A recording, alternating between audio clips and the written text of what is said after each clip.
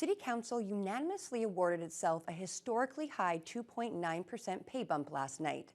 That's in line with the city's policy to award council with an increase equal to half the rate of inflation. There was some discussion as to whether that compensation should be higher, especially when inflation is high. Vasilios Bellos was at City Hall last night and joins us live now in the studio to tell us about it. Vasilios. Thanks, Ryan. The pay bump brings the annual base pay for councillors to around $32,500 and $99,000 for the mayor. The councillors that question these figures are concerned that pay doesn't reflect the amount of work that comes with the role, while others feared the low salary may deter wider representation at City Hall. Thunder Bay City Council approved a 2.9% pay bump for themselves, in line with the 2019 policy, suggesting compensation be half the rate of yearly inflation.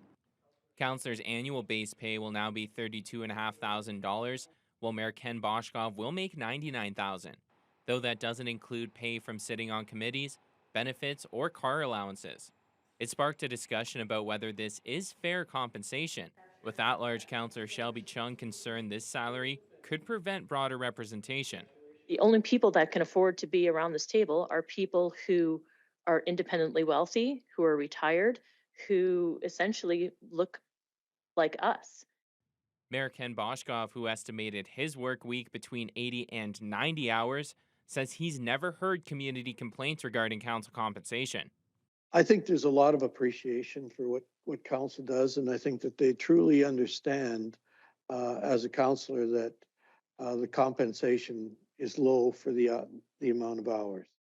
Another approval on Monday saw council adopt a human rights-based approach to addressing homeless encampments, with a focus on supporting these individuals and finding them stable housing. It comes at a cost of $20,000, though some councillors feared this will only scratch the surface of the issue. We likely seeing require dedicated funds to support a more robust strategy around finding support for people that are underhoused or homeless.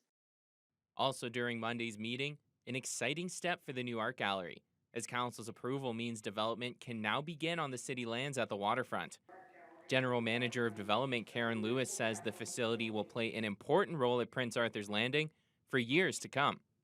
And the expectation today is that the gallery will be a crown jewel in that continuing transformation and a spectacular setting for the collection and preservation of Northern Ontario art and work by Indigenous artists.